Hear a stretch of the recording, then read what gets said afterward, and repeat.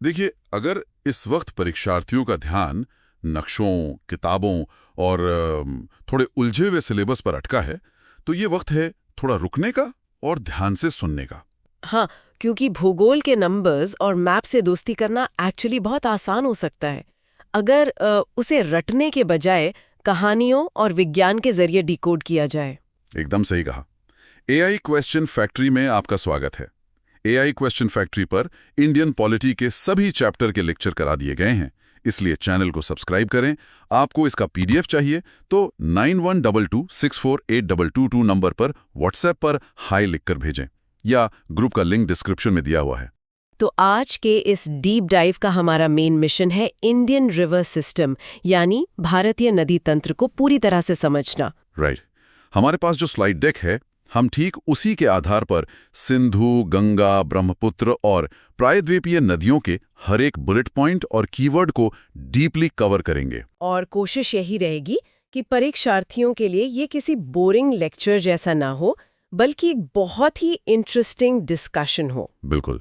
तो इससे पहले कि हम इन नदियों में डिटेल में डाइव करें, भूगोल के कुछ बेसिक समझना जरूरी है। स्लाइड डेक के हिसाब से दो बेसिक शब्द हैं, एक है ओरिजिन यानी उद्गम और दूसरा है संगम या मुहाना। राइट। उद्गम यानी वो जगह जहां से नदी जन्म लेती है, जैसे कि कोई बड़ा ग्लेशियर, और मुहाना वो जगह है जहां नदी अपनी यात्रा खत्म करके किसी दूसरी नदी या समुद्र में मिल जाती है। और इसी के साथ एक बहुत ही मजेदार कॉन्सेप्ट है जो एग्जाम्स में बार बार आता है, एंटीसीडेंट नदियां और कॉन्सिक्वेंट नदियां। हाँ, यानी पूर्वावर्ती और अनुगामी नदियां। मैं इसको थोड़ा सिंपल भाषा में समझाती हूँ। पूर्वावर्ती नदियां उस इंसान की तरह होती हैं जो किसी भी पहाड़ जैसी चुनौती के आगे झुकता नहीं है। मतलब वो अपना रास्ता नहीं बदलती। एकदम नहीं। इनका वजूद हिमालय बनने से भी पहले का है। तो जब हिमालय धीरे धीरे ऊपर उठ रहा था, इन नदियों ने अपना रास्ता नहीं बदला, बल्कि उस पहाड़ को ही काटना शुरू कर दिया। और लाखों सालों में उन्होंने वहां बहुत गहरी घाटियां बना दी, जिन्हें हम गॉर्ज कहते हैं। ये सच में एक फैसिनेटिंग विज्ञान है। इसका सबसे बढ़िया उदाहरण सिंधु, ब्रह्मपुत्र और सतलुज नदियां। वही दूसरी तरफ होती हैं अनुगामी नदियां। ये थोड़े अवसरवादी या अपॉर्चुनिस्टिक होती हैं। ये पहाड़ों से टकराती नहीं है, बल्कि जहां जमीन का ढलान होता है, बस उसी दिशा में बहने लगती हैं। सही है। तो इन बेसिक्स को समझने के बाद अब आगे बढ़ते हैं हमारे पहले मेजर सेक्शन की तरफ, सिंधु नदी तंत्र यानी इंडस रिवर सिस्टम। इसे हम 4 क्लियर सब सेक्शंस में बांटेंगे। पहला सबसेक्शन है ओरिजिन यानी उद्गम। सिंधु नदी की सबसे खास बात यह है कि इसका उद्गम भारत में नहीं होता।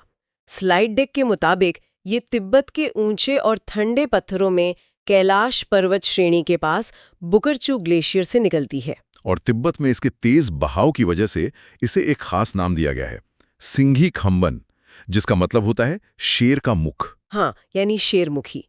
ये नाम इसके प्रचंड वेग को दर्शाता है। इसके बाद हमारा दूसरा सबसेक्शन आता है कोर्स डिटेल्स, यानी इसका प्रवाह मार्ग। राइट। कोर्स डिटेल्स में देखें तो ये लद्दाख के डमचौक से भारत में एंट्री लेती है। और भूगोल के पॉइंट ऑफ व्यू से ये फैक्ट बहुत इंपॉर्टेंट है कि ये नदी लद्दाख और जास्कर पर्वत श्रेणियों के ठीक बीच से बहती है। और परीक्षार्थियों के लिए एक जरूरी पॉइंट ये भी है कि जो लेह शहर है वो सिंधु नदी के दाहिने तट पर, यानी राइट बैंक पर बसा हुआ है। बिल्कुल। लेह से आगे बढ़ते हुए ये चिल्लास के पास से पाकिस्तान चली जाती है। अगर नंबर्स की बात करें तो इसकी कुल लंबाई 2880 किलोमीटर है, जिसमें से भारत में इसका हिस्सा सिर्फ 1114 किलोमीटर का है।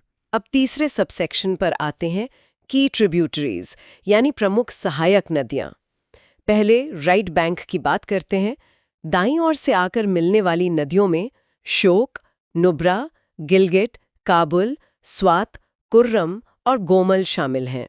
इसमें एक डिटेल और है नोट्स में कि कुर्रम और गोमल नदियां पाकिस्तान की सुलेमान श्रेणी से आती हैं, लेकिन असल फोकस लेफ्ट बैंक की नदियों पर होना चाहिए, जिन्हें हम पंचनद कहते हैं। राइट। एग्जाम्स में इनका नॉर्थ से साउथ का ऑर्डर बहुत पूछा जाता है। तो सबसे उत्तर में है झेलम, फिर चिनाब, उसके बाद रावी, फिर व्यास और सबसे दक्षिण में सतलुज। इनकी डिटेल्स को थोड़ा डीपली देखते हैं। हाँ, जैसे चेनाब की बात करें तो ये सिंधु की सबसे बड़ी सहायक नदी है। ये हिमाचल के बारालाछा दर्रे के पास चंद्रा और भागा नाम की 2 धाराओं के मिलने से बनती है। और झेलम जो है वो कश्मीर के वेरीनाग झरने से निकलती है और आगे जाकर वुलर झील में मिल जाती है। रवि नदी हिमाचल के रोहतांग दर्रे से आती है और नोट्स बताते हैं कि ऐतिहासिक शहर लाहौर इसी के किनारे बसा है। फिर आती है व्यास नदी। पंचनाद में ये सबसे अलग इसलिए है क्योंकि ये ऐसी अकेली नदी है जो पाकिस्तान जाती ही नहीं। ये भारत में ही निकलकर पंजाब के हरिके नाम की जगह पर सतलुज में मिल जाती है। और आखिरी है सतलुज। ये भी सिंधु की तरह तिब्बत से आती है, राकस ताल से निकलकर शिपकिला दर्रे के रास्ते भारत में घुसती है। परीक्षार्थियों को इनके प्राचीन नाम भी याद रखने चाहिए। झेलम का पुराना नाम वितस्ता था, चिनाब को आस्किनी, रवि को परुशिनी, व्यास को विपाशा और सतलुज को शतुद्री कहा जाता था। इन नदियों के बीच का जो उपजाऊ इलाका होता है उसे दोआब कहते हैं और इन दोआबों के नाम याद रखने की ट्रिक उन्हीं नदियों के पहले अक्षरों में छिपी है। जैसे व्यास और सतलुज के बीच का दोआब हुआ बेस्ट, व्यास का बी और सतलुज का एस। व्यास और रावी के बीच हुआ बारी दोआब। रवि और चनाब के बीच रचना दोआब, चनाब और झेलम के बीच छज दोआब और झेलम और सिंधु के बीच के इलाके को सिंध सागर दोआब कहते हैं। ये काफी लॉजिकल नामकरण है। चलिए अब इस सेक्शन के चौथे और आखिरी सब सेक्शन पर चलते हैं, इकोनॉमिक एंड इंजीनियरिंग प्रोजेक्ट्स। इन नदियों पर बड़े बड़े डैम बनाए गए हैं। हाँ, जैसे चनाब पर 4 बड़े प्रोजेक्ट हैं, दुल्हस्ती, बागलीहर, सलाल और रातले डैम। झेलम पर तुलबुल नेविगेशन प्रोजेक्ट है। रावी नदी पर रंजीत सागर डैम है जिसे थीन बांध भी कहते हैं, और चमेरा प्रोजेक्ट भी वहीं है। व्यास नदी पर पौंग बांध है जिसके पीछे महाराणा प्रताप सागर जलाशय बनता है। और सतलुज पर भारत का सबसे बड़ा भाखरा नांगल डैम है। इसी के साथ एक बहुत ही इम्पोर्टेंट करंट अफेयर जुड़ा है, 1960 का सिंधु जल समझौता यानी इंडस वाटर ट्रीटी। राइट। इस ट्रीटी के अनुसार जो पश्चिमी नदियां हैं, सिंधु, झेलम, चिनाब, उनका 80% पानी पाकिस्तान के पास, और पूर्वी नदियों यानी रवि, व्यास, सतलुज का 80% पानी भारत के पास रहेगा। लेकिन स्लाइड डेक में एक अपडेट है कि 23 अप्रैल 2025 से इस समझौते को अस्थायी रूप से सस्पेंड कर दिया गया है। ये एग्जाम पॉइंट ऑफ व्यू से बहुत अहम डिटेल है। एक और प्रोजेक्ट है हरी के बराज का, जहां व्यास और सतलुज मिलती हैं। वहां से इंदिरा गांधी नहर निकाली गई है जिसने राजस्थान के भूगोल को पूरी तरह बदल दिया है। बिल्कुल। तो अब रुक करते हैं हमारे अगले मेजर रिवर सिस्टम की तरफ, यानी सेक्शन 2 ब्रह्मपुत्रा रिवर सिस्टम। इसे भी उन्हीं 4 सबसेक्शंस में डिकोड करेंगे। पहला है ओरिजिन। ब्रह्मपुत्र के उद्गम को लेके एक बड़ा रिसर्च अपडेट है। पहले इसका उद्गम चमेउंगडुंग ग्लेशियर को माना जाता था, लेकिन अब नए शोध से पता चला है कि असल में ये अंगसी ग्लेशियर से निकलती है। ये एक अच्छा फैक्ट है। दूसरा सबसेक्शन है इसका कोर्स डिटेल्स। तिब्बत में जब ये बहती है तो इसे यारलुंग तांगपो कहते हैं। फिर ये नामचा बरवा पर्वत से एकदम तीखा यू टर्न लेती है और अरुणाचल में देहांग बनकर एंटर करती है। और जब ये असम के सादिया से धुबरी तक प्लेन्स में बहती है तब इसे ब्रह्मपुत्र नाम मिलता है। धुबरी क्रॉस करते ही जब ये बांग्लादेश में जाती है तो इसे जमुना कहते हैं। इसकी टोटल लंबाई 2900 किलोमीटर है, पर भारत में ये 916 किलोमीटर ही बहती है। ये भी एक पूर्ववर्ती नदी है। अब आते हैं तीसरे सबसेक्शन पर, की ट्रिब्यूटरीज। अब लेफ्ट बैंक की सहायक नदियों को याद रखने की एक बहुत ही मजेदार ट्रिक है स्लाइड डेक में। ट्रिक का नाम है दिल धक। हाँ, उनका लॉजिक ये है कि दिल हमारे शरीर में बाईं ओर यानी लेफ्ट साइड होता है, तो लेफ्ट बैंक की नदियों का कोड बन गया दिल धक। ड से दिबांग, ल से लोहित, ध से धनसिरी और क से कोपिली। और इसमें जो लोहित नदी है ना, उसे नोट्स में खूनी नदी भी कहा गया है। ऐसा नहीं कि उसमें खून बहता है, बल्कि वहां की लाल मिट्टी पानी में इतनी घुल जाती है कि पानी लाल दिखने लगता है। वहीं दाईं ओर यानी राइट बैंक की नदियों में सुबनसिरी सबसे बड़ी है पानी की मात्रा के हिसाब से। उसके बाद मानस है, फिर संकोश है जो असम और वेस्ट बंगाल का बॉर्डर बनाती है। राइट बैंक की एक और अहम नदी है तीस्ता, जो चोलोमू झील से निकलती है। तीस्ता की कहानी बड़ी दिलचस्प है। 1787 से पहले ये गंगा की सहायक नदी थी, पर उस साल एक ऐसी भयानक बाढ़ आई कि तीस्ता ने अपना रास्ता ही बदल लिया और ब्रह्मपुत्रा से जुड़ गई। नेचर अपनी कोर्स खुद तय करती है। खैर, इसके आखिरी subsection economic and engineering project पर आते हैं। ब्रह्मपुत्रा पर असम में दुनिया का सबसे बड़ा रिवर आइलैंड है माजुली द्वीप, जो अपने आप में एक पूरा जिला है। साथ ही यहाँ 4.94 किलोमीटर लंबा बोगीबिल ब्रिज है, जो रेल और सड़क दोनों का काम करता है। और लोहित नदी पर भारत का सबसे लंबा नदी पुल है भूपेन हजारिका सेतु, जिसकी लंबाई 9.15 किलोमीटर है। तो चलिए अब हमारे तीसरे और सबसे बड़े सेक्शन की ओर चलते हैं, गंगा नदी तंत्र। इसका बेस 8 लाख स्क्वायर किलोमीटर में फैला है। इसको भी हम अपने पहले सब सेक्शन ओरिजिन से शुरू करते हैं। गंगा के ओरिजिन को लेकर एक आम गलतफहमी होती है कि ये सीधे गंगोत्री से निकलती है, लेकिन टेक्निकल टर्म्स में गोमुख से भागीरथी निकलती है और सतोपंत ग्लेशियर से अलकनंदा निकलती है। और जब ये दोनों नदियां उत्तराखंड के देवप्रयाग में आकर मिलती हैं, तब उस संयुक्त धारा को पहली बार गंगा कहा जाता है। देवप्रयाग तक आने से पहले अलकनंदा रास्ते में कई नदियों से मिलती हैं, जिन्हें पंचप्रयाग कहते हैं। इन्हें याद रखना आसान है। अलकनंदा हर प्रयाग में कॉमन है। पहला है विष्णु प्रयाग, जहां विष्णु भगवान के चरणों की धूल से धौली गंगा मिलती है। दूसरा है नंद प्रयाग, जहां नंदाकिनी आकर मिलती है। तीसरा कर्ण प्रयाग, जहां कर्ण ने पिंड दान किया था, तो वहां पिंडार नदी मिलती है। चौथा रुद्र प्रयाग, जहां शिव यानी रुद्र ने अपना वेग मंद किया था, इसलिए वहां मंदाकिनी मिलती है। और आखिरी देवप्रयाग, जहां भागीरथी मिलती है और गंगा बनती है। एकदम लॉजिकली सेट है ये। दूसरा सब सेक्शन देखते हैं, कोर्स डिटेल्स। गंगा पहाड़ों को छोड़कर हरिद्वार में पहली बार मैदानी इलाकों में आती है। यूपी में इसकी एंट्री बिजनौर से होती है। इसकी टोटल लंबाई 2525 किलोमीटर है। वेस्ट बंगाल में फरक्का बैराज पर आकर ये 2 हिस्सों में बंट जाती है।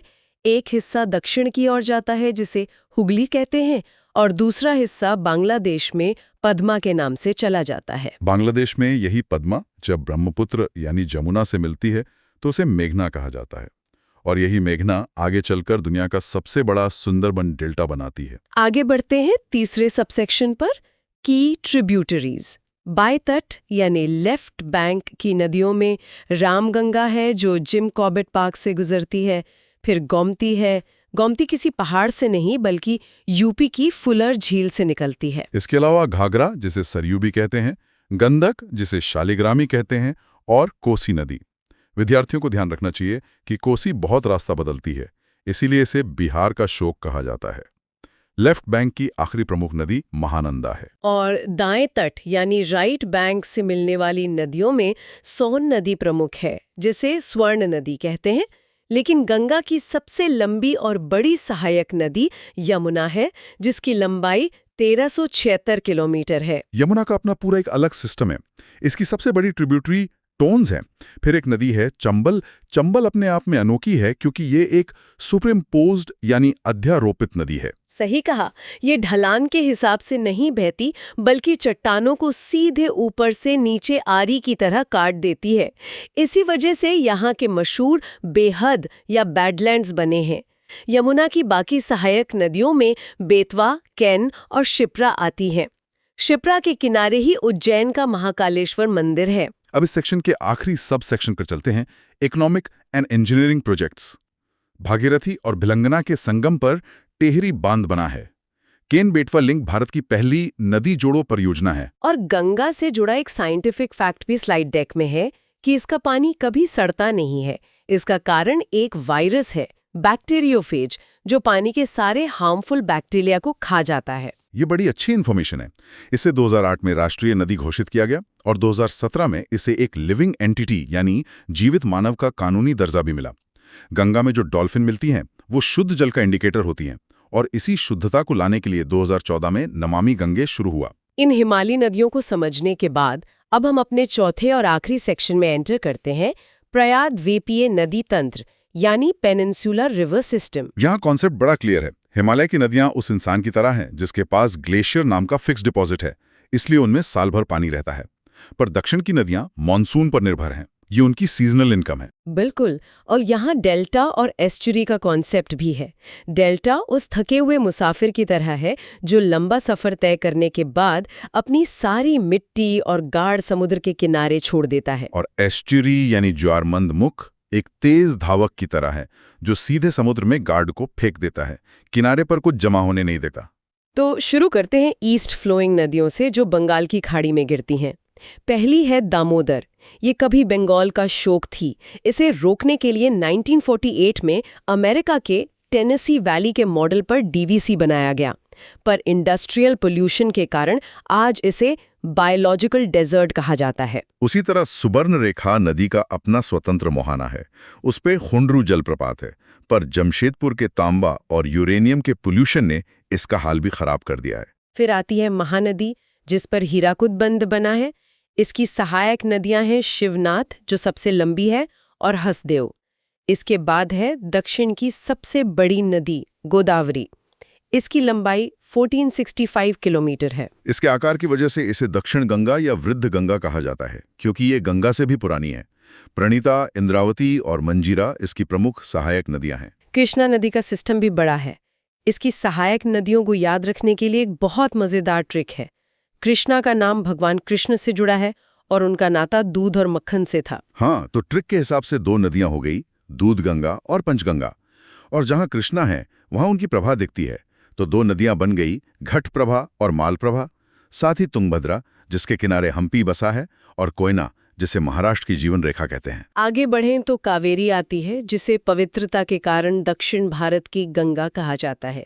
तमिलनाडु में इसे पौन्नी कहते हैं, जिससे मशहूर कहानी पोन्नियन सेल्वन जुड़ी है। भारत का पहला बड़ा हाइड्रो पावर प्लांट 1902 में कावेरी पर ही शिवा समुद्रम में बना था। इसके अलावा वाइगाई नदी है, जिसके पास मदुरई बसा है, और थामिराबरानी नदी, जिसका पानी तांबे के कारण लाल दिखता है। अब उन नदियों पर चलते हैं जो वेस्ट फ्लो करती हैं और अरब सागर में गिरती हैं। यहाँ लूनी नदी का जिक्र जरूरी है।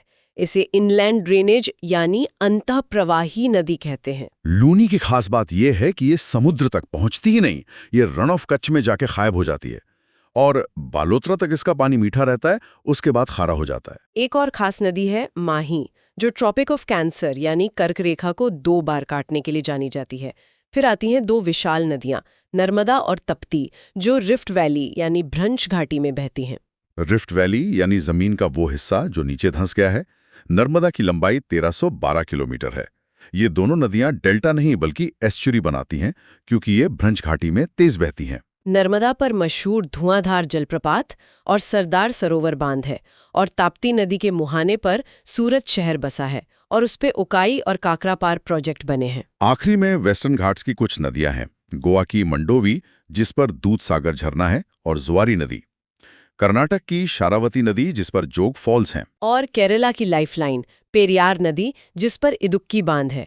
पंबा नदी भी वहीं है, जिसके किनारे सबरीमाला मंदिर है। तो आज के इस डीप डाइव में हमने सिंधु के ग्लेशियर्स से लेकर केरला की पंबा नदी तक पूरा इंडियन रिवर सिस्टम कवर कर लिया है।